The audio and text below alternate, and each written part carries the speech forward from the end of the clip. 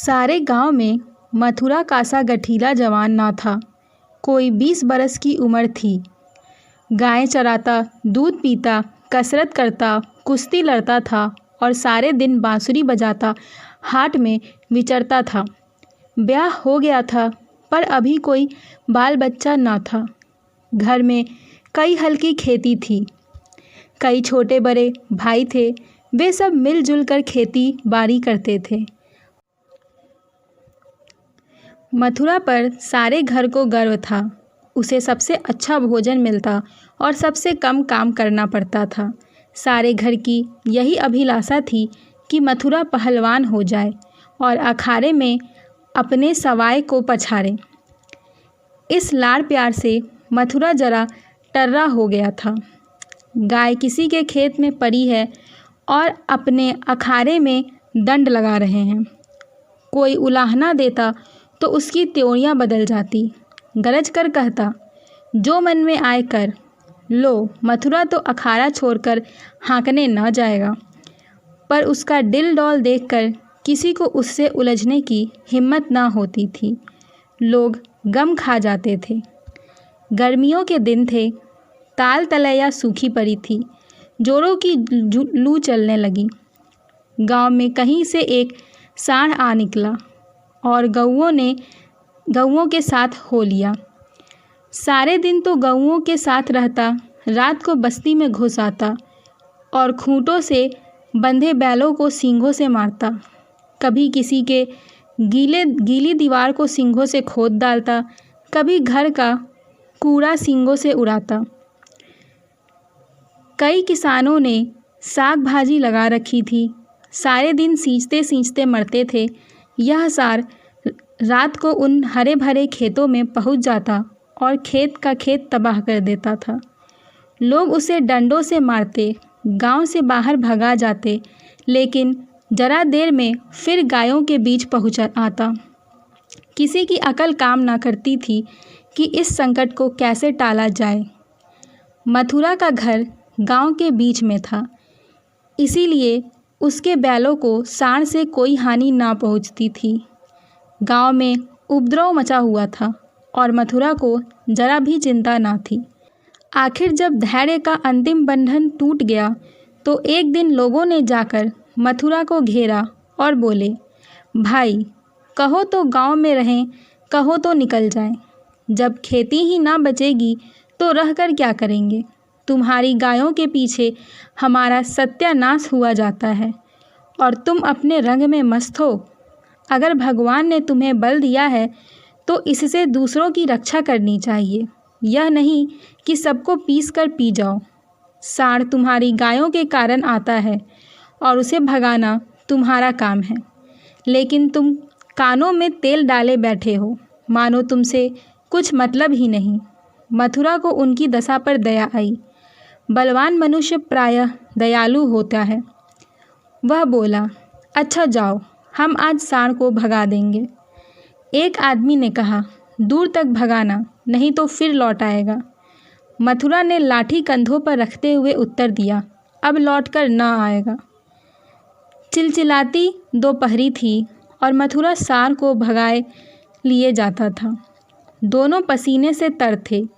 सांड बार बार गांव की ओर घूमने की चेष्टा करता, लेकिन मथुरा उसका इरादा ताड़ कर दूर ही से उसकी राह छेंक लेता। सांड क्रोध में उन्मुत्ता होकर कभी कभी पीछे मुड़कर मथुरा पर तोड़ करना चाहता, लेकिन उस समय मथुरा सामना बचाकर बगल से ताबड़तोड़ इतनी लाठियां जमाता कि सांड को फिर भागना पड़ता। कभी दोनों अरहर के खेतों में दौड़ते, कभी झाड़ियों में। अरहर की खूंटियों से मथुरा के पांव लहूलुहान हो रहे थे। झाड़ियों में धोती फट गई थी, पर उसे इस समय सांड का पीछा करने के सिवा और कोई सुध ना थी। गांव पर गांव आते थे और निकल जाते थे। मथुरा ने निश्चय कर लिया कि इसे नदी पार भगाए बिना दम न लूँगा। उसका कंठ सूख गया था और आंखें लाल हो गई थी। रोम रोम में चिंगारियां सी निकल रही थी। दम उखड़ गया था, लेकिन वह एक क्षण के लिए भी दम न लेता था। 2-2.5 घंटे की दौड़ के बाद जाकर नदी नजर आई। यही हार जीत का फैसला होने वाला था। यही दोनों खिलाड़ियों को अपने दांव पेच के जौहर दिखाने थे। सांड सोचता था, अगर नदी में उतरा तो यह मार ही डालेगा। एक बार जान लड़ा कर लौटने की कोशिश करनी चाहिए। मथुरा सोचता था, अगर यह लौट पड़ा तो इतनी मेहनत व्यर्थ हो जाएगी और गांव के लोग मेरी हंसी उड़ाएंगे। दोनों अपने अपने घात में थे। सांड ने बहुत चाहा कि तेज दौड़कर आगे निकल जाऊं और वहां से पीछे को फिरूं, पर मथुरा ने उसे मुड़ने का मौका न दिया। उसकी जान इस वक्त सुई की नोक पर थी। एक हाथ भी चूका और प्राण गए। जरा पैर फिसला और फिर उठना नसीब ना होगा। आखिर मनुष्य ने पशु पर विजय पाई और सांड को नदी में घुसने के सिवा और कोई उपाय ना सूझा। मथुरा भी उसके पीछे नदी में पैठ गया और इतने डंडे लगाए कि उसकी लाठी टूट गई। अब मथुरा को जोरों की प्यास लगी। उसने नदी में मुंह लगा दिया और इस तरह हाँक हाँक कर पीने लगा मानो सारी नदी पी जाएगा। उसे अपने जीवन में कभी पानी इतनी अच्छी ना लगी थी और ना कभी उसने इतना पानी पिया था। मालूम नहीं 5 सेर पी गया था या 10 सेर, लेकिन पानी गर्म था, प्यास ना बुझी। जरा देर में फिर नदी में मुंह लगा दिया और इतना पानी पिया कि पेट में सांस लेने की जगह भी ना रही। तब गीली धोती कंधों पर डालकर घर की ओर चला, लेकिन 10 ही 5 पग चला होगा कि पेट में मीठा मीठा दर्द होने लगा। उसने सोचा, दौड़कर पानी पीने से ऐसा दर्द अक्सर हो जाता है, जरा देर में दूर हो जाएगा। लेकिन दर्द बढ़ने लगा और मथुरा का आगे जाना कठिन हो गया। वह एक पेड़ के नीचे बैठ गया और दर्द से बेचैन होकर ज़मीन पर लौटने लगा। कभी पेट को दबाता, कभी खड़ा हो जाता, कभी बैठ जाता, पर दर्द बढ़ता ही जाता था। अंत में उसने ज़ोर ज़ोर से कराहना और रोना शुरू किया, पर वहाँ कौन बैठा था जो उसकी खबर लेता। दूर तक कोई गांव नहीं, ना आदमी। बेचारा दोपहर के सन्नाटे में तड़प तड़प कर मर गया। हम करे से करा घाव सह सकते हैं, लेकिन जरा सा भी व्यक्तिक्रम नहीं सह सकते। वही देवों का सा जवान जो कोसों तक सांड को भगाता चला आया था, तत्वों के विरोध का एक वार भी न सह सका। कौन जानता था कि यह दौर उसके लिए मौत की दौर होगी। कौन जानता था कि मौत ही सांड का रूप धरकर उसे यूं नचा रही है।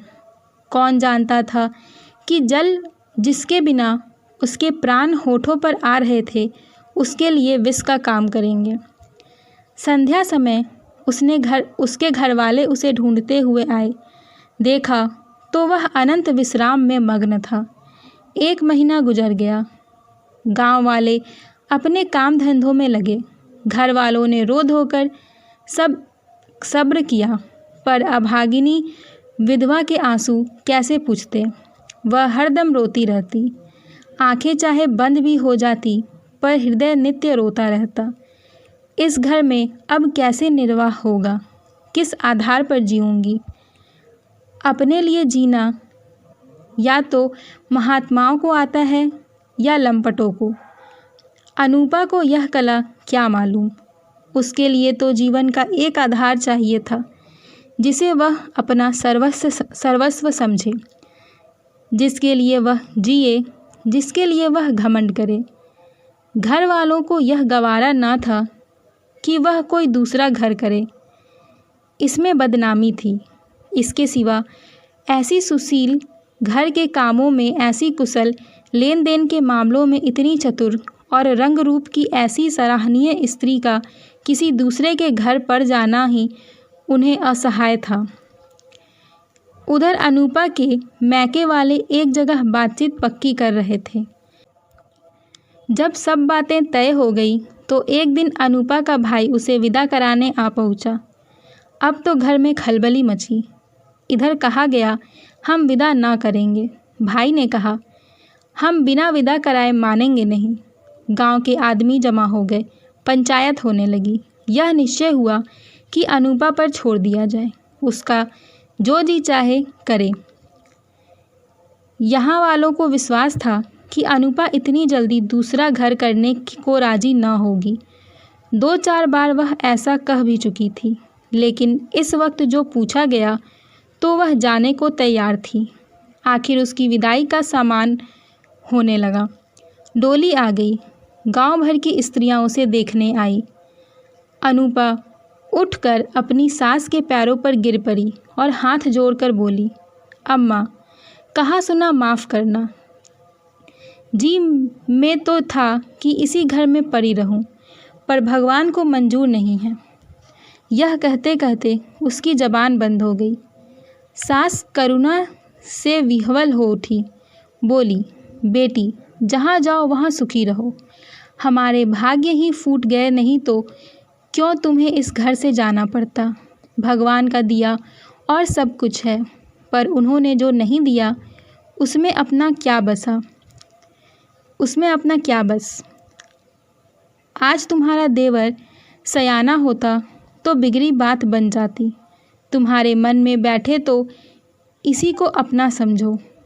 पालो पोसो, बड़ा हो जाएगा तो सगाई कर दूंगी।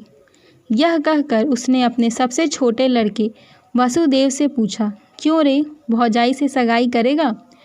वसुदेव की उम्र 5 साल से अधिक न थी। अब कि उसका ब्याह होने वाला था। बातचीत हो चुकी थी।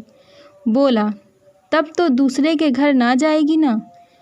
माँ ने कहा, नहीं, जब तेरे साथ ब्याह हो जाएगा तो क्यों जाएगी। वसुदेव ने कहा, तब मैं करूँगा। माँ ने बोला, अच्छा, उससे पूछ, तुझसे ब्याह करेगी? वसुदेव अनूपा के गोद में जा बैठा और शर्माता हुआ बोला, हमसे ब्याह करेंगी? यह कहकर वह हंसने लगा, लेकिन अनूपा की आंखें डबडबा गईं। वासुदेव को छाती से लगाती हुई बोली, अम्मा, दिल से कहती हो? सास बोली, भगवान जानते हैं। अनूपा, आज से यह मेरे हो गए। सास ने बोला, हाँ, सारा गांव देख रहा है। अनूपा ने बोला, तो भैया से कहला भेजो घर जाएं, मैं साथ ना जाऊंगी। अनूपा को जीवन के लिए किसी आधार की ज़रूरत थी। वह आधार मिल गया। सेवा मनुष्य की स्वाभाविक वृत्ति है। सेवा ही उसके जीवन का आधार है। अनूपा ने वासुदेव को पालना पोसना शुरू किया। उबटन और तेल लगाती, दूध रोटी मल मल कर खिलाती। आप तालाब नहाने जाती तो उसे भी नहलाती। खेत में जाती तो उसे भी साथ ले जाती। थोड़े ही दिनों में वह उससे इतना हिल मिल गया कि एक क्षण के लिए भी उसे न छोड़ता। माँ को भूल गया। कुछ खाने को जी चाहता तो अनूपा से मांगता। खेल में मार खाता तो रोता हुआ अनूपा के पास आता। अनूपा ही उसे सुलाती, अनूपा ही जगाती। बीमार हो तो अनूपा ही गोद में लेकर वैद्य के घर जाती। गांव के स्त्री पुरुष उसकी यह प्रेम तपस्या देखते और दांतों उंगली दबाते। पहले बिरले ही किसी को उस पर विश्वास था। लोग समझते थे 1-2 साल में इसका जी उब जाएगा और किसी तरफ का रास्ता लेगी। इस दूध मुँहे बालक के नाम पर कब तक बैठी रहेगी। लेकिन यह सारी आशंकाएं निर्मूल हो निकली। अनूपा को किसी ने अपने व्रत में विचलित होते न देखा। जिस हृदय से सेवा का स्रोत बह रहा था, स्वाधीन सेवा का, उसमें वासनाओं के लिए कहाँ स्थान। वासना का वार निर्मम, आशाहीन, आधारहीन प्राणियों पर ही होता है। चोर की अंधेरे ही में चलती है, उजाले में नहीं। वासुदेव को भी कसरत का शौक था। उसकी शकल सूरत मथुरा से मिलती जुलती थी। दिल डौल भी वैसा ही था। उसने फिर अखाड़ा जगाया और उसकी बांसुरी की तानें फिर खेतों में गूंजने लगी। इस भांति 13 बरस गुजर चुके थे। वासुदेव और अनुपा में सगाई की तैयारी होने लगी, लेकिन अब अनुपा वह अनुपा न थी जिसने 14 वर्ष पहले वासुदेव को पति भाव से देखा था। अब उस भाव का स्थान मातृभाव ने ले लिया था। इधर कुछ दिनों से वह एक गहरे सोच में डूबी रहती थी। सगाई के दिन ज्यों-ज्यों निकट आते थे, उसका दिल बैठा जाता था। अपने जीवन में इतने बड़े परिवर्तन की कल्पना ही से उसका कलेजा ढल उठता था।